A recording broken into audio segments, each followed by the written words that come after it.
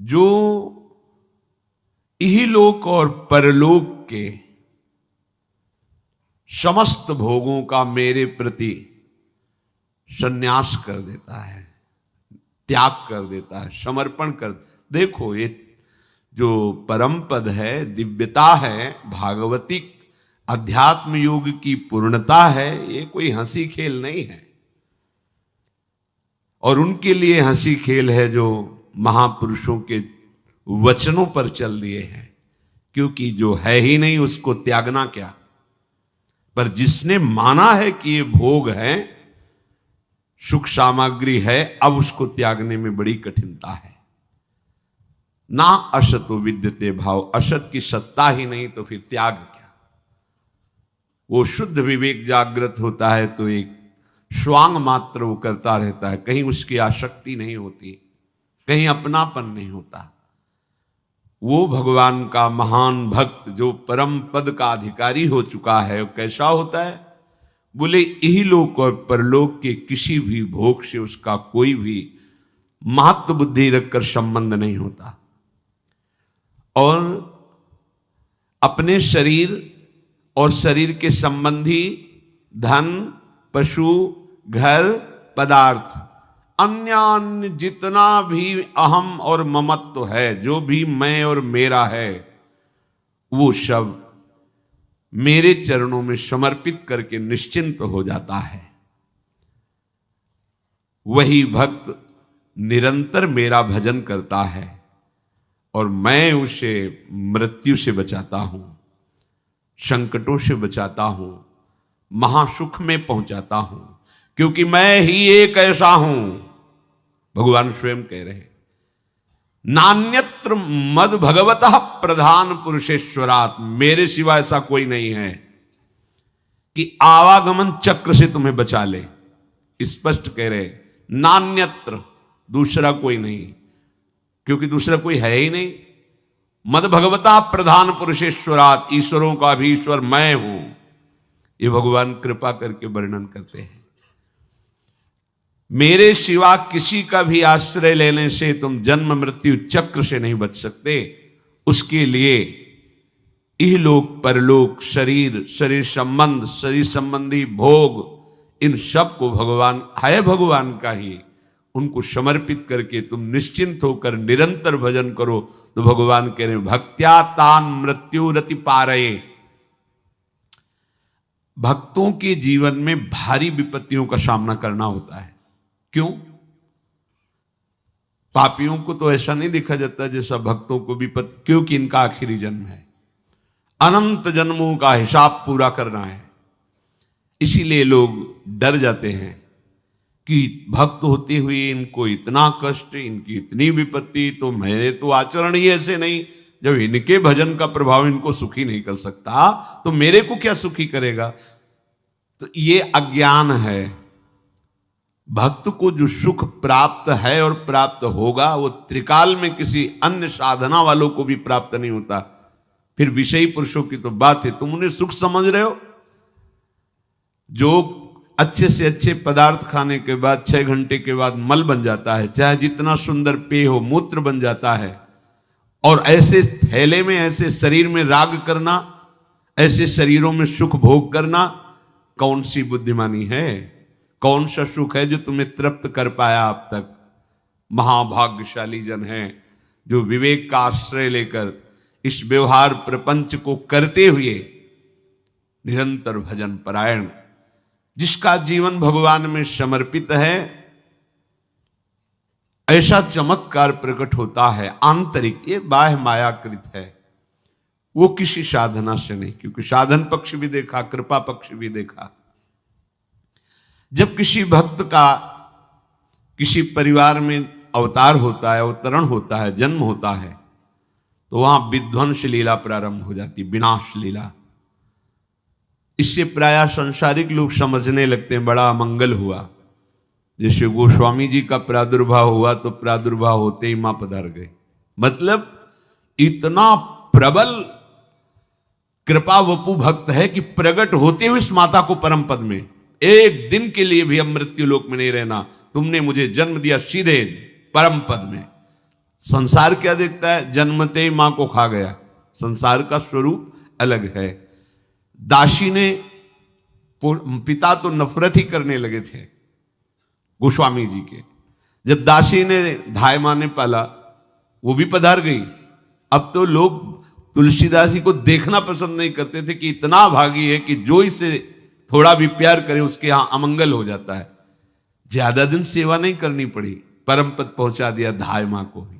ऐसे ही जो इहलोक परलोक के सारे भोगों का प्रभु में समर्पण कर देते हैं तो उनके ऊपर ऐसी विशुद्ध कृपा होती कि बिना साधन के पूरे पूरे का पूरा परिवार परम पद का अधिकारी हो जाता है। एक महाभागवत अनन्य भक्त श्री चंद्रहास जी महाराज, उनके पावन चरित्र का अपने लोग श्रवण करते हैं। इससे भक्ति बहुत घनीभूत होती है। भगवान व्यास देव जी ने इस महान पावन चरित्र की रचना करके फल स्तुति में लिखा है, जो चंद्रहास जी के चरित्र का श्रवण और मनन करेगा उसके हृदय में हरि चरणों में अमोघ प्रीति हो जाएगी, अनन्य भक्ति हो जाएगी। चंद्रहास जी केरलाधिपति पूर्व माशीद राजा सुधार्मिक राज्यम चकार मेधावी विधिवत पालयन महीम तस्य पुत्रो भवन मूल नक्षत्रे बहुभाग्यवान। केरल देश में एक परम मेधावी सुधार्मिक नाम के राजा राज्य करते थे। धर्म पूर्वक चलना, प्रजा का पालन करना और भगवान नाम जप करना, शास्त्र विधि से बिल्कुल कभी प्रतिकूल एक भी आचरण जीवन में नहीं किया। तो उनके यहां महाभागवत चंद्रहास जी का प्रादुर्भाव होता है।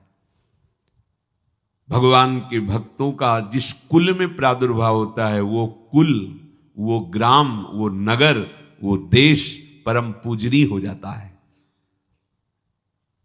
महाप्रभु चैतन्य देव जब ईश्वरपुरी जी के गांव से गुजरे, पता चला यह ईश्वरपुरी जी का गांव है, उनके शरणागत मंत्रदाता गुरु ईश्वरपुरी जी, तो उस गांव की परिक्रमा करके रज में लौट रहे थे और कहते जा रहे थे कि इस गांव का कुत्ता भी हमारे लिए भगवान के समान पूजनीय, क्योंकि मेरे गुरुदेव का प्रादुर्भाव इस नगर में हुआ और वहां के लोगों की चरण लेकर के माथे पे धारण करते।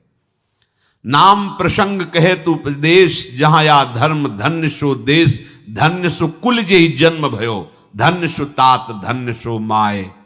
माता पिता कुल परिवार 21 पीढ़ियां तर जाती हैं यदि भगवान का महाभागवत कोई भक्त पैदा हो जाए। ये महाभाग्यशाली मूल नक्षत्र में प्रकट हुए। लौकिक में अमंगल माना जाता है और भाव में देखो तो मूल कौन है? नक्षत्र भगवान।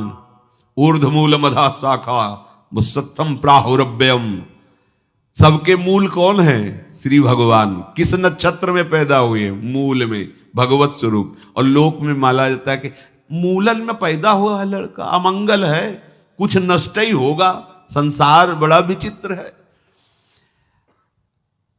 और प्रमाण भी दे देते हैं। प्रभु की लीला ऐसी कि उनके रहस्य को ना जानने के कारण प्रमाण भी ऐसे प्रकट हो जाते हैं कि हाँ, मंगल देखो हुआ ना।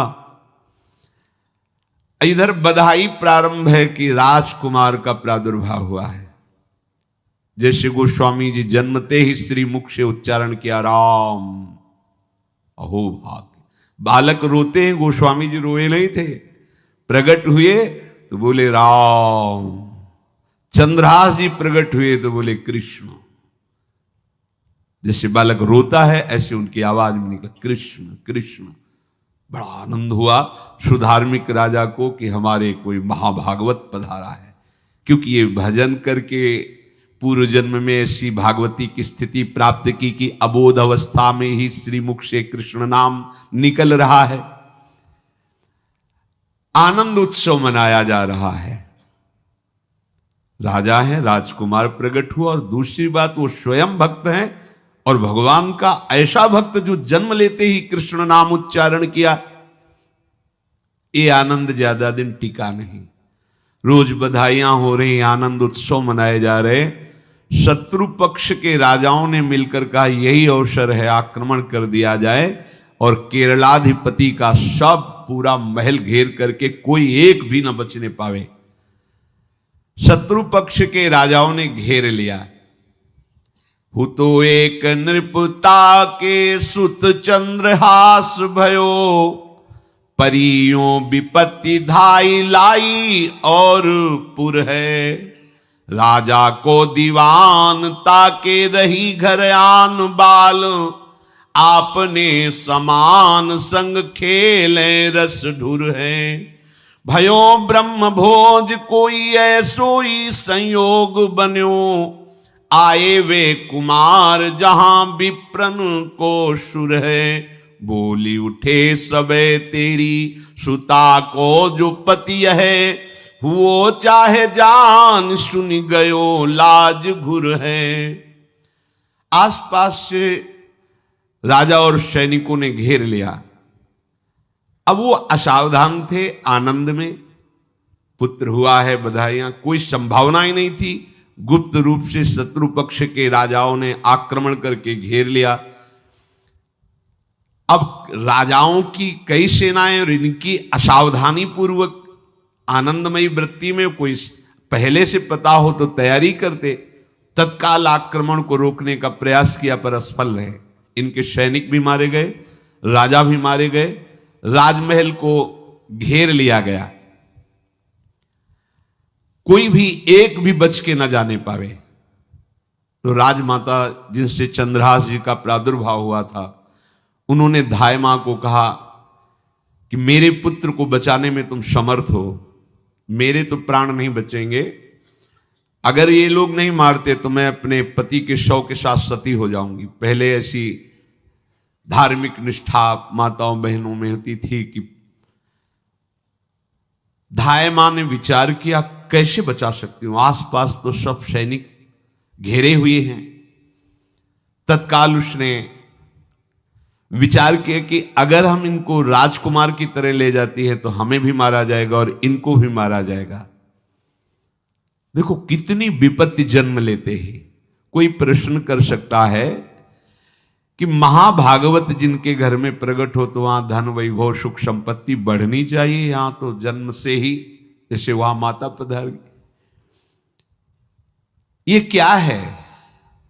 तो श्री भगवान स्वयं कह रहे हैं यस्य तुष्टो रहम पार्थ वित्तम तस्य हराम्यहम, करोमि बंधु विच्छेदम सच कष्टेन जीवती। हे अर्जुन, मैं जिस पर बहुत प्रसन्न होता हूं, आप अपने ऊपर भगवान को बहुत प्रसन्न करना चाहते हैं, बहुत प्रसन्न करने में यह है, देख लो, कह रहे हैं जिस पर मैं बहुत प्रसन्न होता हूं सबसे पहले उसका ऐश्वर्य नष्ट करता हूं। फिर क्या करता हूं? फिर बंधु बांधवों का, फिर क्या करता हूं? असाध्य रोग उसके शरीर में। बोले महाराज जी तुम प्रसन्न हुए हो कि पूरे के पूरे नाराज हो गए हो? बोले यही मेरी प्रसन्नता है। क्या? माया का नाश। अब एकमात्र भरोसा केवल भगवान का, दूसरा कोई नहीं। ये सबको पसंद नहीं आएगा। सब तो उस भगवान की भक्ति चाहते हैं कि अगरबत्ती धूप बत्ती तन मन धन सब तेरा, स्वामी क्या लागे मेरा, पर अंदर से कह रहे सब तन मन धन सब मेरा, क्या लागे तेरा।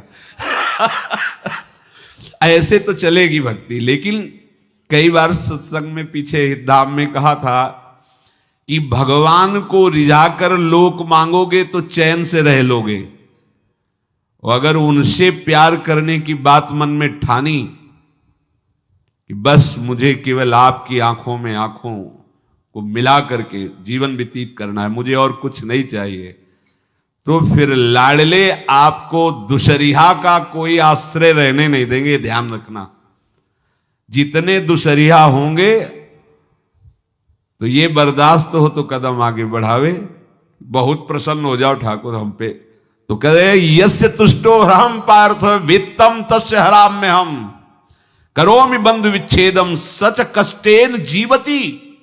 जितनी श्वासें रहेंगी भयंकर कष्ट मैं उसको व्यतीत करने के लिए दूंगा। ये दंड नहीं है, ये पुरस्कार है।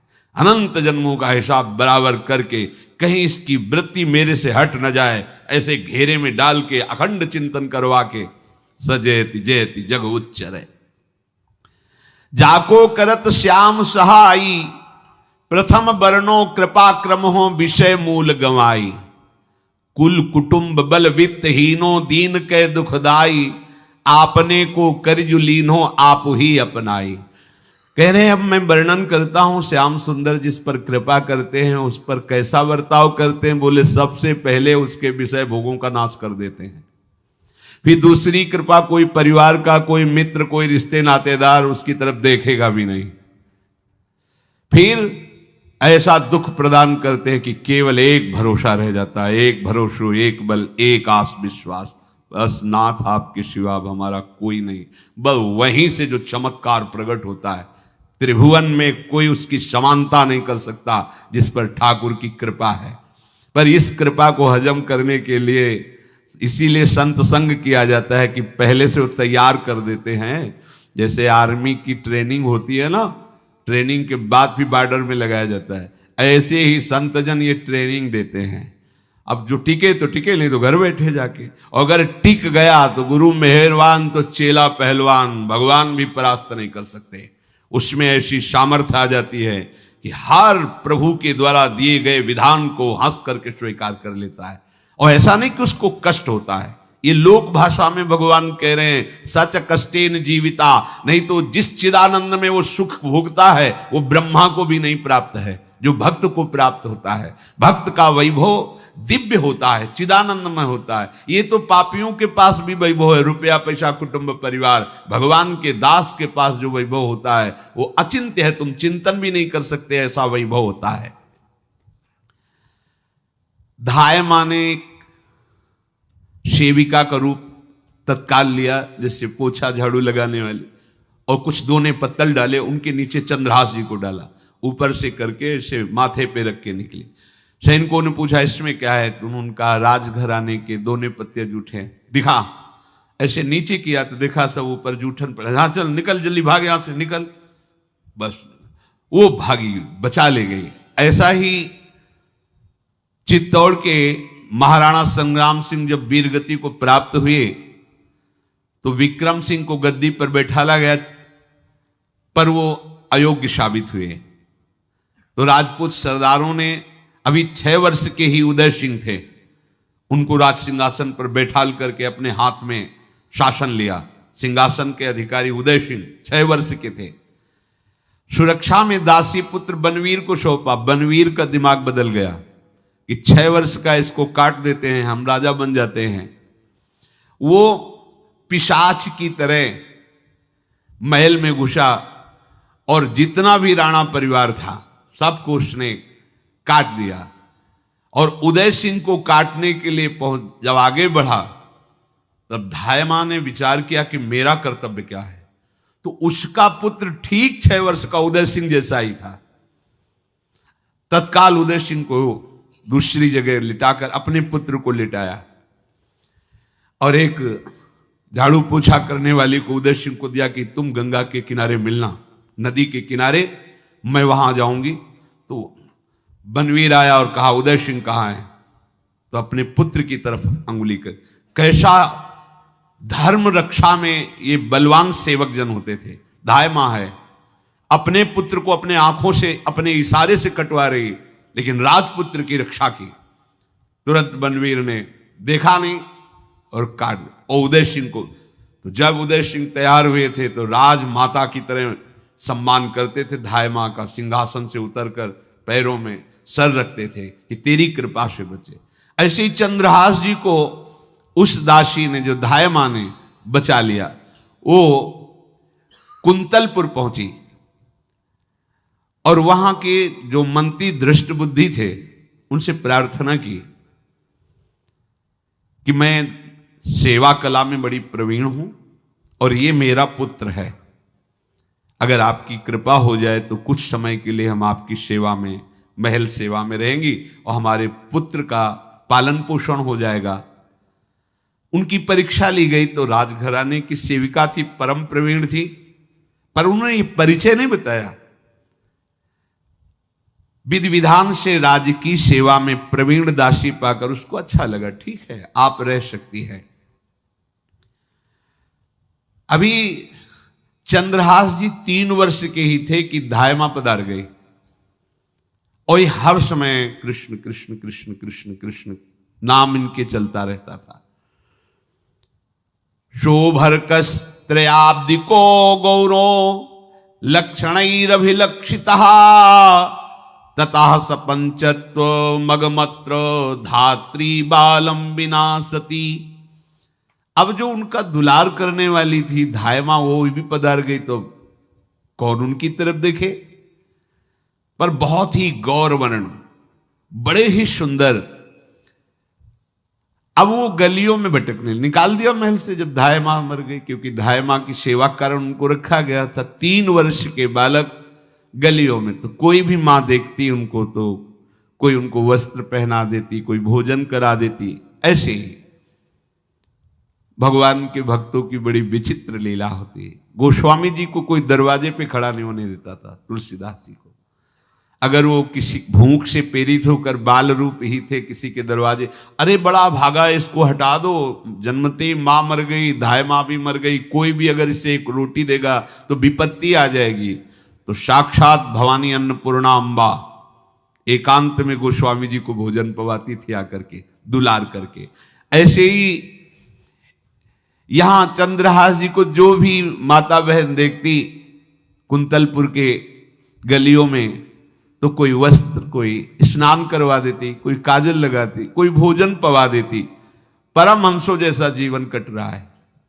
कृष्ण कृष्ण कृष्ण कृष्ण। 14 भुवनों में जिनकी अव्याहत गति है, जो सबको देखते रहते हैं, श्री देवर्षि नारद जी। ये कृष्ण कृष्ण बोलता है बालक और इसका हरि के सिवा कोई नहीं। तो एक दिन एकांत में बैठे हुए थे बालक चंद्रहास जी, नारद जी पधारे हैं, भाई जी से मिले हैं। स्वप्न में कितने महापुरुष मिलते हैं जो भजन ठीक से करते हैं, ये बड़े बड़े महापुरुष आकर के उपदेश करते हैं। ये त्रिकाल सत्य हैं, कोई ऐसा नहीं है कि ये कहानी हैं, अभी हैं।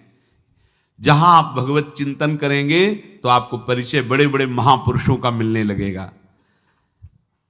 नारद जी आए तो देखा आंख बंद किए हुए चंद्रहास जी कृष्ण कृष्ण कृष्ण कृष्ण कृष्ण ऐसा उच्चारण कर रहे। त्रिकालज्ञ सर्वज्ञ नारद जी ने देखा कि ओहो, इतना छोटा बालक और कृष्ण कृष्ण बोल रहा है। नारद जी ने स्पर्श किया दुलार करते हुए, सुनो आंख खोलो। आंख खोल के देखा श्री देवर्षि नारद जी। नारद जी ने कहा देखो हम तुमको एक अमोघ वस्तु देते हैं, और एक छोटी सी शालिग्राम की इतनी बड़ी शिवग्रह शालिग्राम का जो वो दिया। बोले धो के पी लेना और दिखा के पा लेना, यही तुम्हारी सेवा पद्धति है। अर्थात स्नान करा दिया और जो तुम्हें मिले इनको अर्पित। तो उन्होंने विचार किया कि धोने के लिए, स्नान कराने के लिए पात्र चाहिए, भोग लगाने के लिए पात्र चाहिए। तो जैसे कोई पान की बीड़ी नहीं, तो ऐसे कपोल में शालिग्राम को रखे रहते, कोई पात्र ही नहीं, कोई सिंहासन ही नहीं, यही धुल गए। चरणामृत अंदर जा रहा, जब पाएंगे तो यही पा लेंगे, साइड में ऐसे करके फिर निकाल के धो। यहां कपोल में रखते छोटे से शालिग्राम चंद्रहास जी, और उपदेश किया भगवान के मंत्र का। जब कोई भगवत प्राप्ति के लिए चलता है तो भगवान ही गुरु रूप से प्राप्त होते हैं, वहां तक तुम्हें पहुंचा देते हैं या उन महापुरुष को आपसे मिला देते हैं। जब कोई भगवत प्राप्ति के लिए जहां चलता है तो ये भगवान अपनी तरफ से कृपा करते हैं। ये दृष्ट बुद्धि के जो महल में धायमा ने इनका आश्रय स्वीकार करवाया था, उसके एक पुत्र थे मदन जी, वो बड़े भागवत थे। और एक पुत्री थी जिसका नाम था विषया, वो बड़ी सुंदर थी, अभी छोटी अवस्था की ही थी। मदन जी का स्वभाव था भक्तों को भोजन पवाना। जो भगवत भाव के जन होते हैं उनके हृदय में ऐसा उत्साह होता रहता है कि जो वैष्णव हैं, संत जन हैं, इनको भोजन पवाने का मतलब श्री भगवान को भोजन पवाना। भक्तमाल में भी वर्णन है कि जैसे गर्भवती मां को आप कुछ भी पवाओ तो बालक की पुष्टता अपने आप होती है, ऐसे संतों के हृदय में भगवान विराजमान प्रगट रूप से हैं। जब हम संतों को भगवत भाव से भोग पवाते हैं तो साक्षात भगवान ही पाते हैं। वो मदन थे भगवत भाव के, तो उन्होंने बुलाया बड़े बड़े भक्तों को और ब्राह्मणों को। जब ब्राह्मण और भक्त पा रहे थे तो खेलते खेलते चंद्रहास जी भी वहीं चले गए और उन्होंने भी वहां प्रसाद पाया। अब बड़े बड़े ब्राह्मणों में एक ज्योतिषाचार्य थे। दृष्टबुद्धि जी ने हाथ जोड़कर प्रणाम किया और अपने परिवार को प्रणाम करवाया और कहा, यह हमारी पुत्री है। दृष्टबुद्धि जी ने कहा, आप इसका हाथ देकर बताइए इसको वर कैसा मिलेगा, कैसा ऐश्वर्य होगा। दृष्टबुद्धि मतलब दुष्ट बुद्धि, ऐसा ही था वो। पर बड़ा विचित्र खेल है, इसकी बुद्धि एकदम विपरीत और पुत्र महाभागवत। भगवान का खेल है, वो भक्ति विरुद्ध और पुत्र भागवत। उन्होंने कहा वर, ऐसे दृष्टि डाली चंद्रहास जी वहीं पार, वो है इसका वर। वो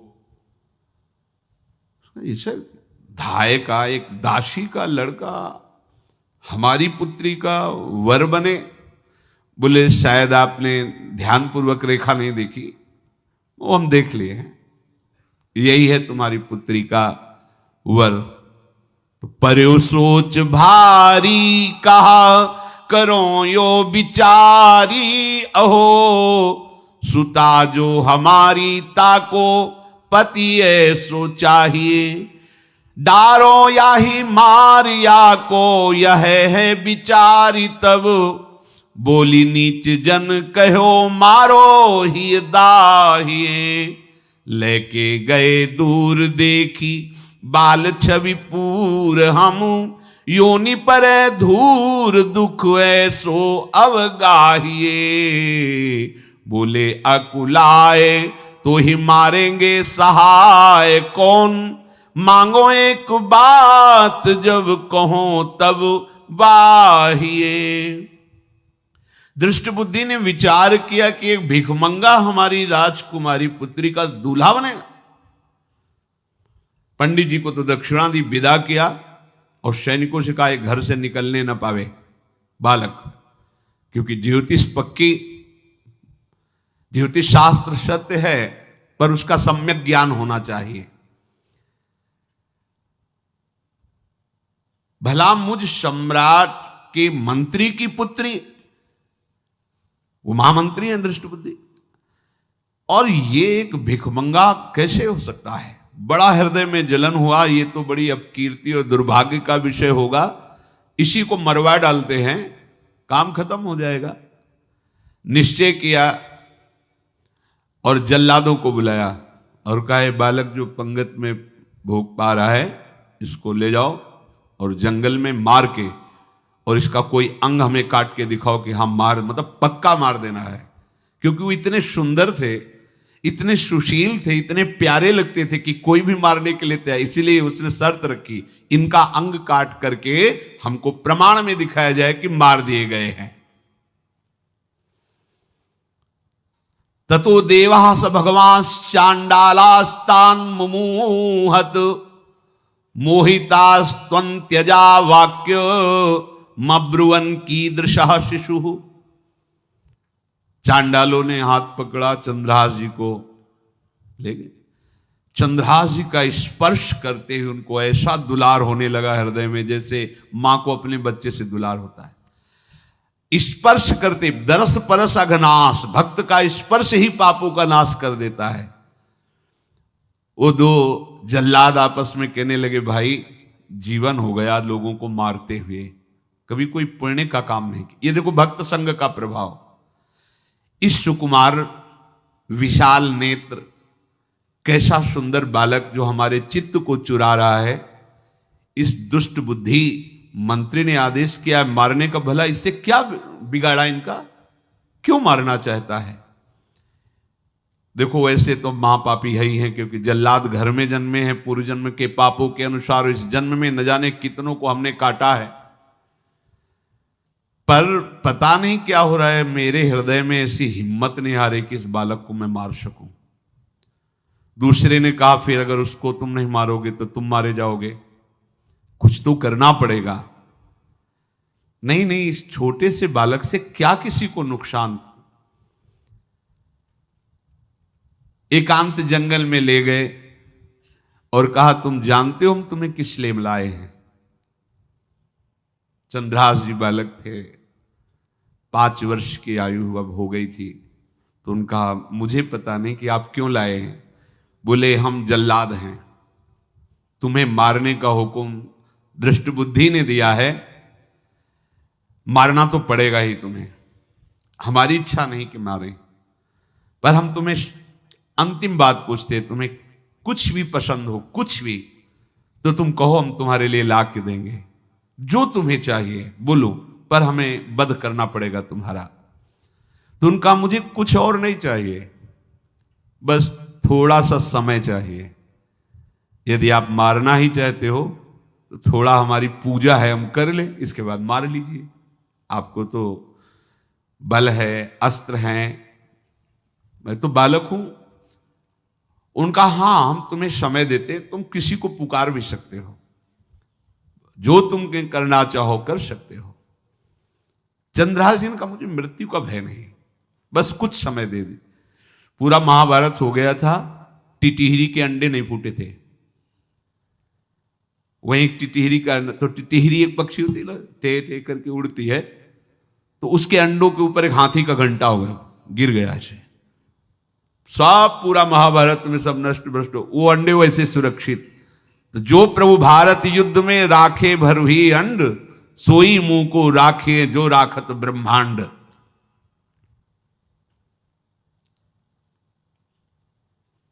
मैं तो अनाथ हूं, श्री कृष्ण के सिवा कोई मेरा है नहीं, मैं किसको पुकारूं? मेरा आश्रय तो एकमात्र वही प्रभु हैं। और निकाला शालिग्राम, यही सिंहासन है शालिग्राम का। भगवान के भक्तों की अपार महिमा है। मान लीनो बोल वे कपोल मध्य गोल, एक गंड की कुशुत काढ़ सेवानी की कीनी है। क्या सेवा? वहां कोई पंचपात्र गंगा जल ये सब थोड़ी है, लेकर बस आंसुओं से अभिषिक्त कर रहे हैं। प्रभु मुझे तो कोई ज्ञान नहीं कि आपकी सेवा कैसे की जाती, मैं तो अपने मुख में ही आपको रखता हूं। अब मेरे जीवन का अंत होने जा रहा है, बस मैं यही प्रार्थना करता हूं कि मैं आपके ही समीप पहुंचूं, आपका ही स्मरण करूं, आपसे कभी विलग न हो, एक भी वृत्ति आपसे कभी विलग न जाए।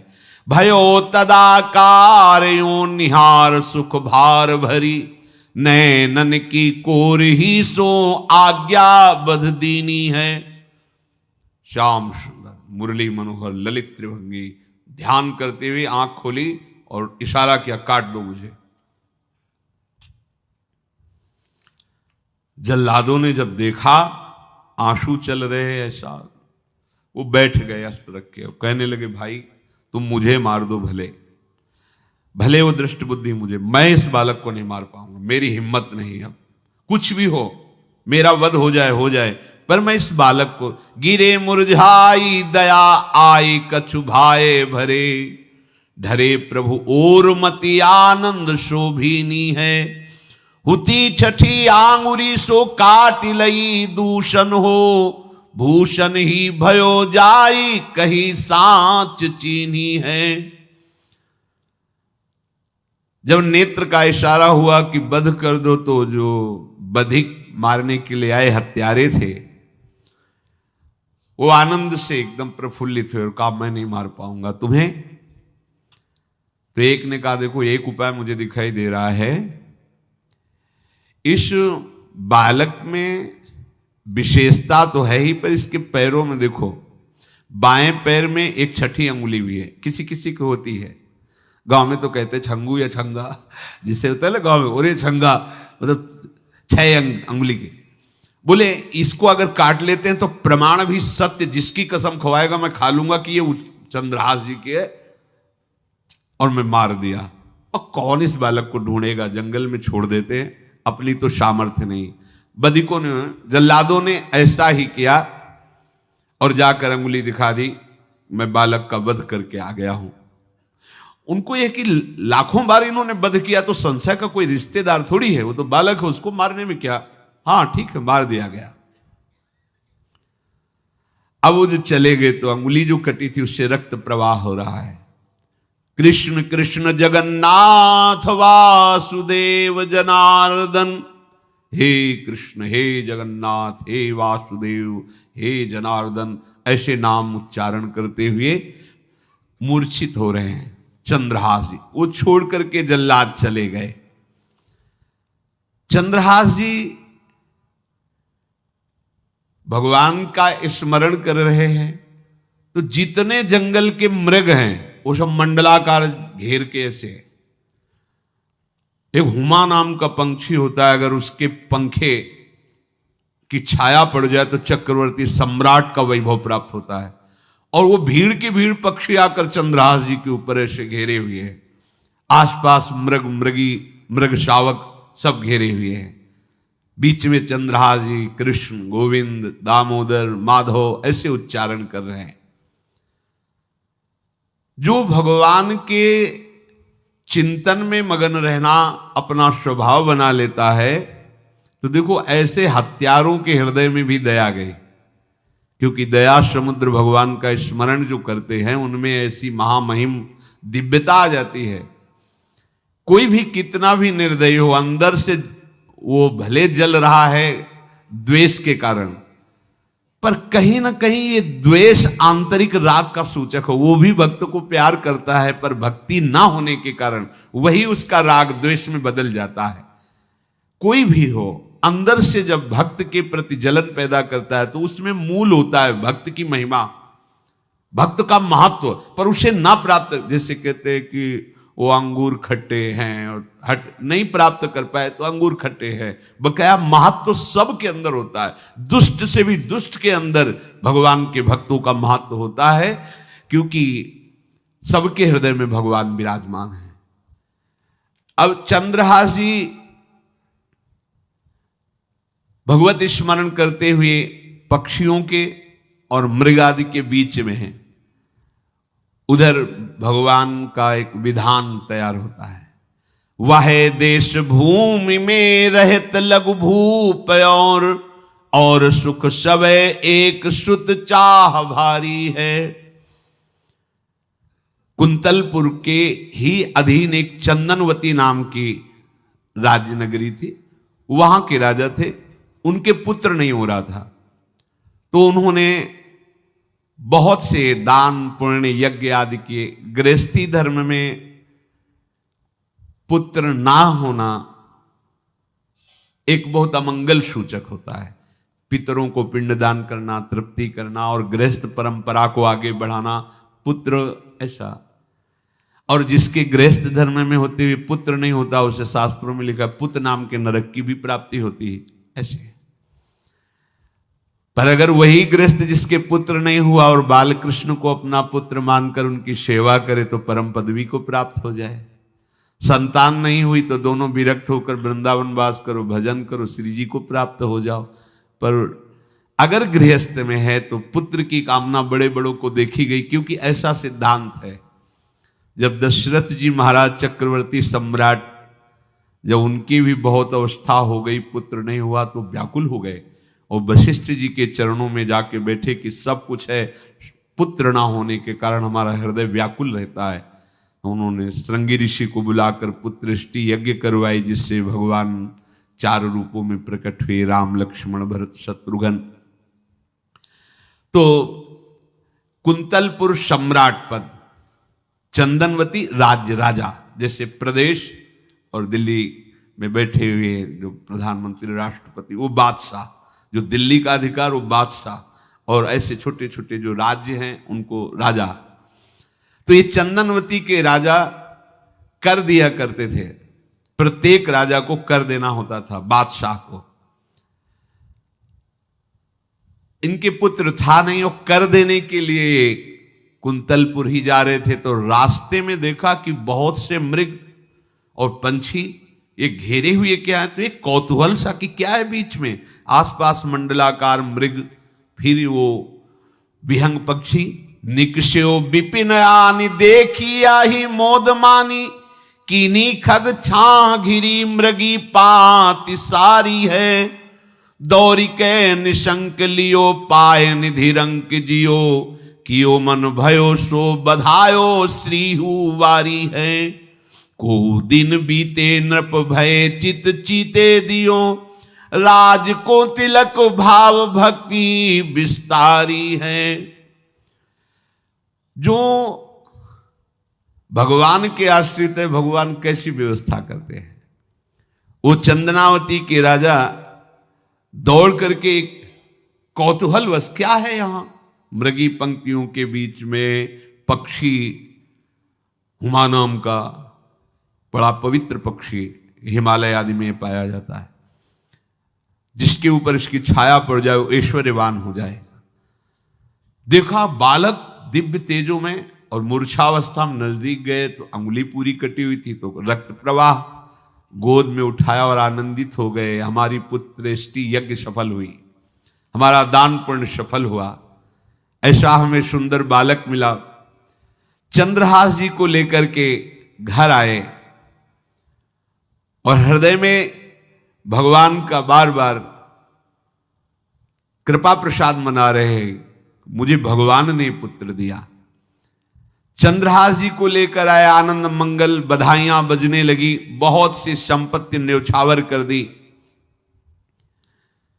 5 वर्ष के चंद्रहास जी हैं। पूछा बेटा तुम्हारे माता पिता कौन है, तो कहा श्री कृष्ण। परिवार में कौन है, श्री कृष्ण। मतलब तुम्हारा कोई नहीं है, नहीं है श्री कृष्ण। समझ गए कि भगवान ही हमें कृपा करके ऐसे महाभागवत पुत्र को दिया। और है कौन, वास्तविक कोई नहीं श्री कृष्ण के सिवा। बड़ा उत्सव मनाया और अपने राज सिंहासन का अग्रिम अधिकारी युवराज पद चंद्रहास जी को। अब तो पूरे राज्य में आनंद की वर्षा हो रही। राजा मन में विचार कर रहे हैं कि ऐसा प्रतापी भक्त हमारे यहां आया है, अब हमको किसी को कर देने की जरूरत नहीं। तो जो हर महीने वर्ष में जो बंधा हुआ कर था उन्होंने नहीं दिया। 1 बार 2 बार 3 बार जब कर नहीं पहुंचा तो सम्राट ने आदेश किया मंत्री को कि चंदनावती से कराना बंद हो गया है। क्या बात है? यदि वो अहंकार से युक्त हो तो आक्रमण करके नष्ट करो, यदि समस्या है तो उसका सहयोग करो। बादशाह के आदेश से वहां दृष्ट बुद्धि पहुंचे तो युवराज पद पर चंद्रहास जी विराज, जिनको मारने के लिए जल्लादों के हाथ में दे दिया था। पूरे पूर्वासी ऐसा प्रभाव चंद्रहास जी का है कि सब कृष्ण भजन करते हैं, सब आनंद में मगन रहते हैं। चंद्रहास जी थोड़ा सयाने हो गए थे तो पूर्ववासियों को उपदेश देते, 1 बार हमारे राज्य में भोजन पाया जाएगा 24 घंटे में, और सबके घरों से आरती की शंखनाद घंटानाद सुनाई देना चाहिए। सबके यहां शाम के रोज नाम कीर्तन और भगवत कथा होनी चाहिए, क्योंकि आयुष्यम चपलम तादृक जल बुद्बुद सन्निभम चिंतयध्वम जनामूढ़ा माधवम वर्षम सुस्थिरम। भाइयों, ये आयु बड़ी चंचल है, कब शरीर छूट जाए पता नहीं, पानी का बुलबुला कब फूट जाए कोई पता नहीं। इसलिए माधव श्री कृष्ण का नाम कीर्तन, उनकी आरती पूजा, उनका ध्यान और 1 टाइम भोजन पूरे नगर में। अब सोचो कितना भक्ति का प्रभाव होता है। पूरा नगर में हर घर में आरती पूजा कीर्तन। तो रहे जाके देश सो नरेश कछु पावे नाही, बाहबल जोर दियो सचिव पठाई के, आयो घर जान कियो अति सन्मान सो, बिछान लियो वह बाल मारो छल छाई के। दई लिख चिट्ठी जाओ मेरे सुत हाथ दीजे, कीजे वही बात जाको आयो ले लिखाई के। गए पुर पास बाग सेवा मति पाग करी, भरी दृग नींद ने कुछ सोयो सुख पाई के। चक्रवर्ती सम्राट के लक्षण स्वाभाविक चंद्रहास जी में प्रकट होते थे। अब दृष्ट बुद्धि जब वहां गया, देखा युवराज पद पर, पहचाना कि वही बालक है, ये तो चंद्रहास है, क्योंकि काफी समय तो महल में ही रहे थे धाय मां के साथ और अच्छे से पहचान थी। अब उन्होंने विचार किया कि ये तो बहुत अनिष्ट हो गया, हमने तो मारना निश्चित किया था और जल्लादों ने इसको छोड़ दिया और अब तो ये राजा का राजकुमार बन गया। तो राजा से कहा कि पहली बात, युवराज पद पर बैठालने के पहले तुम्हें सम्राट को सूचना देनी चाहिए थी। दूसरी बात, अभी तक तुमने कर नहीं दिया। जानते हो कि अगर सम्राट का भाव बदल गया तो एक क्षण में तुम्हारे राज्य को नष्ट कर दिया जाएगा। तो राजा ने हाथ जोड़कर चंद्रावती के राजा ने कहा, महाराज आप ही अब हमारी रक्षा कर सकते हो। तो उसकी दृष्टि चंद्रहास पर थी, इसको मरवाना है, क्योंकि पंडित ने बताया था यही पति बनेगा। अरे तो अब तो आनंदित होना चाहिए कि अब तो राजा बनेगा, अब तो बढ़िया है। लेकिन चंद्रहास जी को यदि आप सम्राट के पास भेज देते हैं और सम्राट निश्चित प्रसन्न हो जाएंगे चंद्रहास को देख के, तो वो तुम्हारे इस अपराध को क्षमा कर देंगे। युवराज पद दे दिया और भेंट नहीं दी, कर नहीं दिया महीनों से, तो ऐसा करो चंद्रहास जी को भेज दो। राजा ने स्वीकार कर लिया। और पहले लोग बिल्कुल धर्म से चलते थे, कहीं भी अधर्म का लेश नहीं। एक चिट्ठी लिखी दृष्ट बुद्धि ने और चंद्रहास जी से कहा खोल के पढ़ना नहीं, मेरे पुत्र मदन को देना जाके, और मदन तुम्हें फिर आगे का कार्य सम्राट से मिलाना, माफी करवा देना, ये सब करवा देगा, पर ये चिट्ठी तुम रास्ते में खोल के नहीं देखना। और वैसे भी किसी का पत्र खोल के देखने का धर्म नहीं कहता। अगर कोई पत्र दे तो ये नहीं कि इसमें क्या लिखा है, नहीं, या तो हिम्मत नहीं है, इतनी धैर्य नहीं है तो मत लो। अगर धैर्य है तो हाथ में लेकर जहां तक पहुंचाना वहां तक पहुंचा दो, नहीं तो वो कार्य ही मत लो। ये अधर्म है कि आप बीच में उसको खोलकर पढ़े। पहले लोग बहुत धर्मात्मा होते थे, एक एक बात धर्मयुक्त होती थी। चंद्रहास जी को चिट्ठी दी, चंद्रहास जी ने पत्र को अपनी पाग में खोस लिया और कुंतलपुर के लिए चले। अब इनका किशोर अवस्था में प्रवेश हो चुका था। एक सुंदर कुंतलपुर के बाहरी रमणीय बगीचा था, वृक्ष बहुत सुंदर सुंदर, पुष्पवाटिका भी बड़ा मनोरम लगा।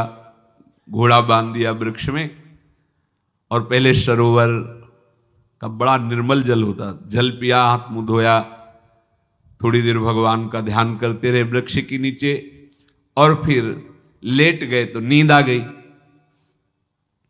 भगवान बड़े कृपालु हैं। जो भगवद आश्रित होता है त्रिभुवन में कोई उसका अमंगल नहीं कर सकता। अपनी सहेलियों के साथ दृष्ट बुद्धि की वही राजकुमारी जिसके साथ इनका ज्योतिषाचार्य ने कहा था यही पति होगा, वो अपनी बहुत सी समान वयस्क अवस्था की जो किशोरियां थी उनके साथ वो, और ये राजवाटिका थी, इसमें घूमने के लिए आई। तो घोड़ा देखा तो उसने कहा यहां किसी का घोड़ा कैसे आ सकता है, हमें लगता है कोई यात्री इसमें प्रवेश कर गया, उसको पता नहीं होगा कि राजवाटिका है। खेलत सहेलिन मो आई वाही बाग मांझ, करी अनुराग भई न्यारी देखी रीझी है। पाग मदिपाती छवि माती झुकी खेच लई, बाची खोल लिख्यो विष दैन पिता खीजी है। विषयाशु नाम अभिराम दृग्वंजन सो, विषया बनाई मन भाई रस भींजी है। आई मिली आलिन में लालन को ध्यान हिए, पिए मद मानो गृह आई तब धीजी है। वो अपने सहेलियों के साथ घूमते हुए उसी वृक्ष के नीचे पहुंची जा चंद्रहास नौ किशोर अवस्था, और जो भगवान का भजन करते हैं उनमें एक विशेष आकर्षण होता है जो साधारण आदमियों में नहीं होता। वो कैसा भी रूप हो उससे मतलब आकर्षण होता है, ऐसा लगता है इनके समीप बैठे रहे, इनको देखते रहे, इनकी बातें सुनते रहे, उनमें भगवत आकर्षण होता है। आंख मुंदी हुई शोर है, देखते ही पूर्व विधान के अनुसार उसका चित्त लुट गया। इतना सुंदर नौ किशोर अवस्था, आसपास देखा तो सखियां खेलने में लगी थी। पाग में एक चिट्ठी सी दिखाई दी तो झुक करके चुपचाप ऐसे नौ किशोर अवस्था में चंचलता भी होती है, चिट्ठी खोल करके देखा तो वैसे ही रूप माधुरी में आसक्त हो गई थी। पूर्व संस्कार से आकर्षण भी हुआ। इसने संस्कृत में लिखा था, विस्मस्मयी प्रदातव्यम त्वया मदन शत्रवे कार्या कार्यम न द्रष्टव्यम कर्तव्यम खलु में प्रियम। मदन पुत्र, उनके नाम था मदन। अय मदन, बिना कुछ विचार किए इसको विष दे देना जाते ही। क्या उचित है क्या अनुचित ये तुम्हें नहीं सोचना, मेरा प्रिय करना, मेरे आदेश का पालन, जाते ही से विष दे देना। पत्र उसने देखा वो पिताजी की बुद्धि खराब हो गई, ऐसे सुंदर नव किशोर को विष देने की बात लिख दी। अब उसे बड़ा दुख हुआ कि पहली ही दृष्टि में, अभी तो इन्होंने आंख खोल के हमें देखा ही नहीं, और इनको इस सोई हुई मुद्रा में देख करके मेरे प्राण समर्पित हो गए, मेरा चित्त समर्पित हो गया। चलो, जब मेरी सखियों के नाम पुकारे जाते, हेमलता शशिकला आदि, तो मुझे चुभता था कि मेरा नाम पिताजी ने विषया क्यों रखा है। आज सार्थक हो गया, मेरा नाम सार्थक हो गया। काजल लगाई हुई थी, एक सीख से ऐसे काजल लिया, और एक संस्कृत में आ बनता है ऐसा, ऐसे बस ऐसे कर दो तो विषया हो गया। अब उसका अर्थ बदल गया, हे मदन, उचित अनुचित का विचार छोड़कर जाते ही इसे विषया प्रदान कर दो, ये मेरा प्रिय कार्य होगा। विषया पुत्री भगवान है, जैसी हो भवतव्यता तैसी बने सहाय, आप ना आवे आप परताई तहां ले जाए। तो ओ पत्र वही खोश दिया, और ये सुख हुआ कि तो जाएंगे भाई के पास ही ना, तो घर में ही तो जाएंगे, वहां इनकी इस प्रसन्न मुद्रा में बातचीत करते हुए मैं इनको देखूंगी। ये भगवान का विधान होता है। भगवान श्री राम जब पुष्प वाटिका में पुष्प चयन कर रहे हैं तो श्री विदेह राजनंदनी जानकी जी की नूपुरों की ध्वनि कान में पड़ी, सावधान हो गए। लक्ष्मण जी से कहते, लक्ष्मण, आज तक मेरे मन में ऐसा नहीं हुआ, ये नूपुर और कंकन की ध्वनि मेरे मन में व्याकुलता पैदा कर रही, और रघुवंशियों का स्वभाव ऐसा नहीं है। ये किसकी हो सकती है नूपुर ध्वनि? तो बोले, भैया ये तो जनक जी का निज महल की वाटिका है, इसमें तो राज परिवार के सिवा किसी का प्रवेश ही नहीं होता। ऐसे ही बात कर रहे थे कि सामने से श्री विदेह राजनंदनी किशोरी जी जानकी जी को भगवान के पसीना आ गया माथे में ऐसा सुंदर स्वरूप। और लक्ष्मण जी से कहते, लक्ष्मण, मुझे अपने मन पे विश्वास, मर्यादा पुरुषोत्तम भगवान, मुझे अपने मन पे विश्वास है कि कभी भी इसमें हलचल नहीं, पर आज कुछ हम संभाल नहीं पा रहे। ये विधान होता है ना, जानकी जी को देख, तो ये भगवान का विधान होता है जो ऐसा पवित्र भाव वाले। अब चंद्रहास जी ये सब कुछ पता नहीं, भगवत ध्यान में, वो निद्रा में, तो उठ्यो चंद्रहास जी पास लिख्यो ल्यायो आयो, देख मन भायो गाढ़े गरे सो लगायो है। दई कर पाती बात लिखी मो सुहाती, बोली विप्र घरी एक मांझ ब्याह उभरायो है। करी ऐसी रीति डारे बड़े नृप जीती, श्री देत गई बीत चाव पार पे न पायो है। आयो पिता नीच सुनि घूमि आई मीच मानो, बानो लखी दूल्हा को सूल सरसायो। चंद्रहास जी उठे और पूछते हुए मंत्री के घर पहुंचे और मदन ने जेही कि चंदनावती से पिताजी ने इनको भेजा है, ये वहां के राजकुमार हैं, हृदय से लगाया। चंद्रहास जी ने कहा आपके पिता ने पत्र दिया है। उन्होंने पत्र पढ़ा, विषमसमयी तो विषयासमयी, विषय तुरंत बिना विचार किए ब्याह कर दो, दे दो, क्योंकि लिखा है प्रदातव्यम तो या मदन, अभी इसी क्षण जहां ये पत्र मिले, उनका जो आज्ञा, शुभम शीघ्र बुलाओ पंडित को। पंडित ने कहा भगवान की कृपा से अगला मुहूर्त है, बिल्कुल ये ब्याह का पक्का मुहूर्त है। अब तो राजघराने तत्काल व्यवस्था हुई, और वो तो पहले ही मोहित हो चुकी थी देख के विषया जी। तत्काल दुल्हन रूप उनको सजाया गया, इनको दूल्हा रूप सजाया गया, पंडित शुरू कर दिए गणानंतो गणपति को, ब्याह हो गया। अब जब ब्याह यहां खूब धूमधाम से हो गया तो दृष्ट बुद्धि ने सोचा कि काम हो गया होगा, विष दे दिया होगा, मर अब हम जाके संभाल लेंगे, क्योंकि राजकुमार है, कैसे विष दिया कौन दिया, तो इस बात को हम संभाल लेंगे। जब वहां घर है तो पूरे नगर में सजावट हुई थी। बोले भैया सजावट का है कि? बोले महाराज आपके ही आदेश से तो है, आपने दूल्हा भेजा था, और लड़के दूल्हा भेजा, ब्याह किसने कब कहा ऐसा? बोले वो तो मदन के पास चिट्ठी रखी है। अब वो घर गए, मदन को बोला, बोले तुम्हारी बुद्धि मारी गई क्या? हमने पत्र में लिखा था, दिखा दिया, लिखा था हमने विष, इसमें विषया कैसे लिख गया?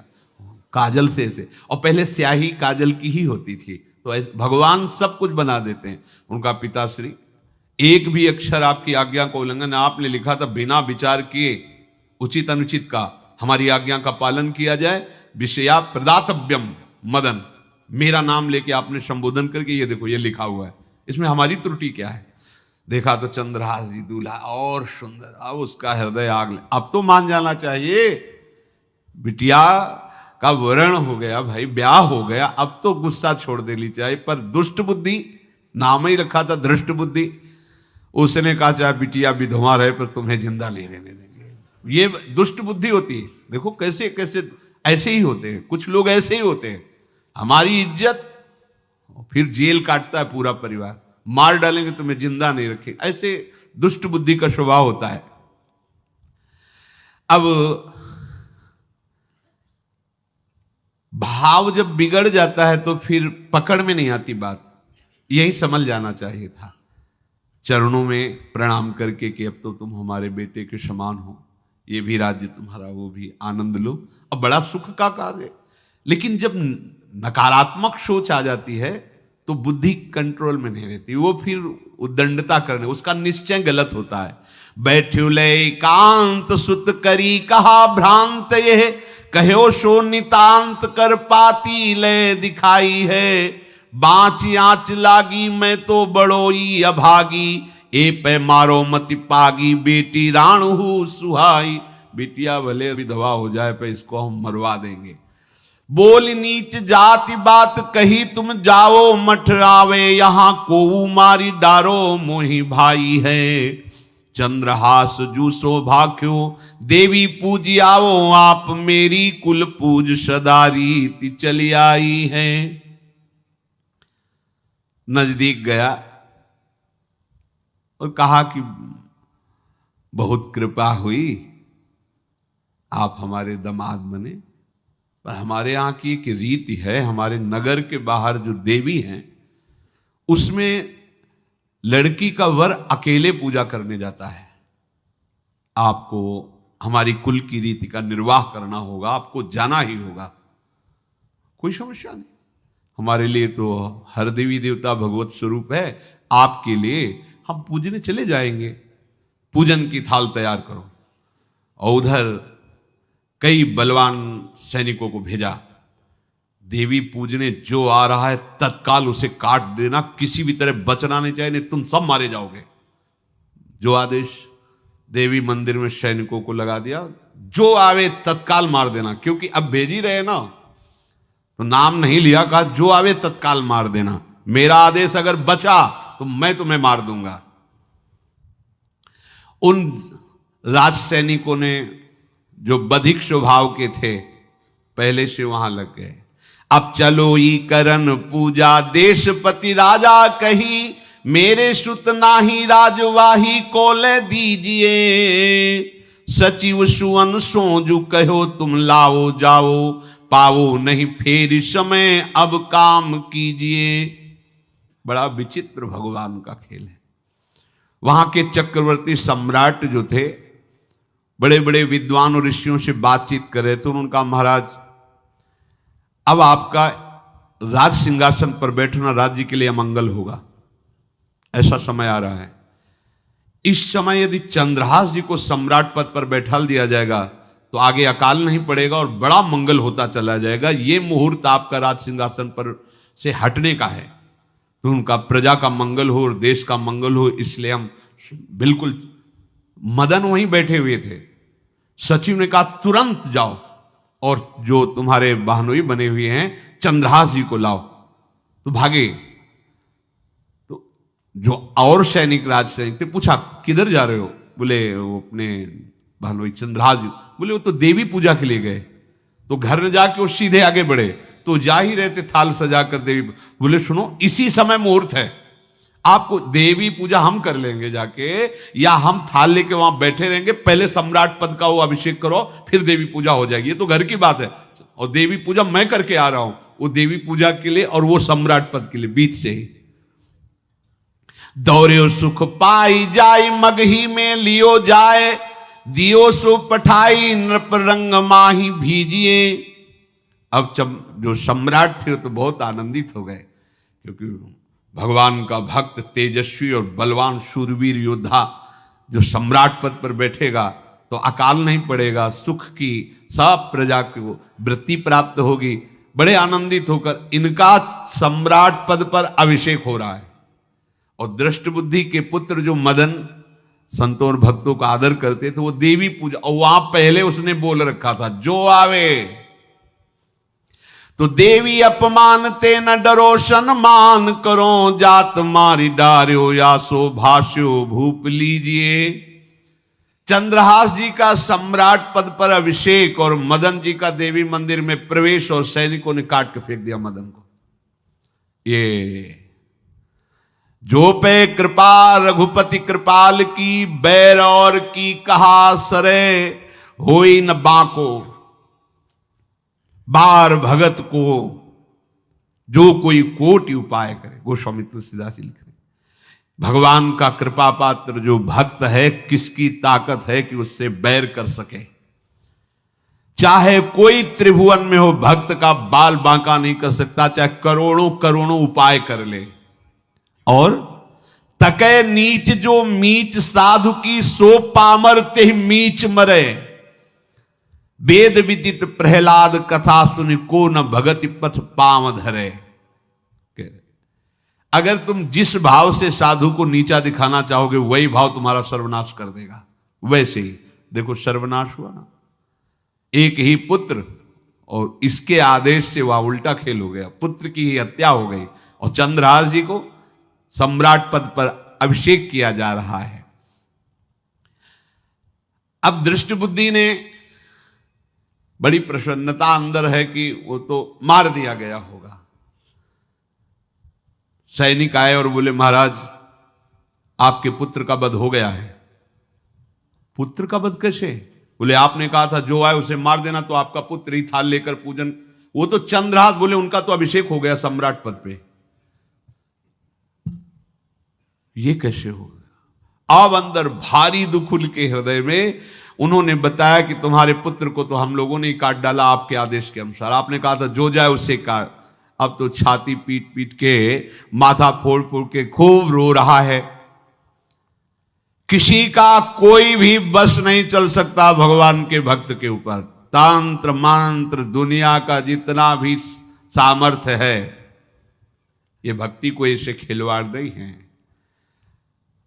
भगवान के भक्त को छोटा, गरीब, असहाय देख करके कभी अपमान मत कर देना। दुखिया को न सताइए, क्योंकि दुखिया देगा रोए, और जब दुखिया के मुखिया सुने तब तेरी गति का होए।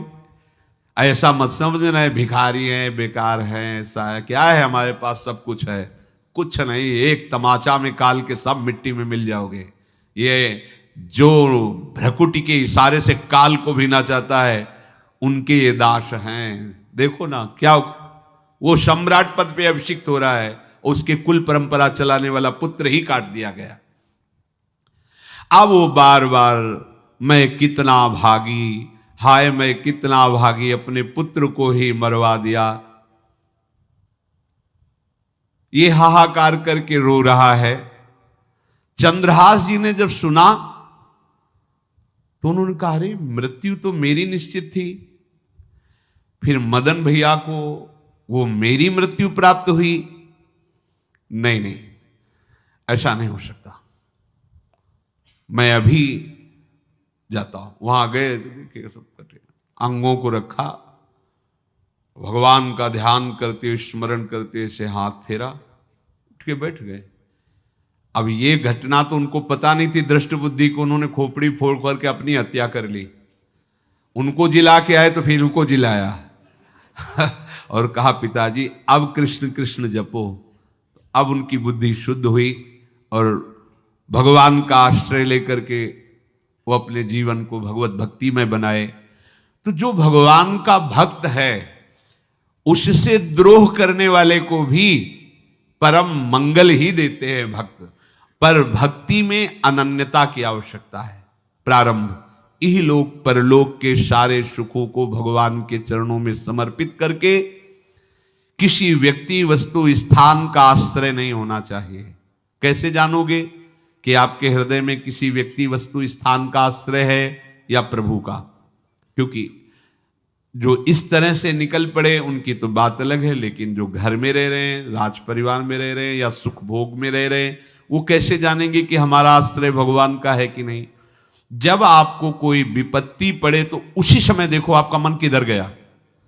किसी फोन नंबर पर, किसी व्यक्ति के संबंध के लिए या किसी बल पर गया तो आश्रय भगवान का भी नहीं है। यदि सीधे भगवान पर गया, सीधे कहीं नहीं गया, सीधे भगवान पर, आश्रय भगवान।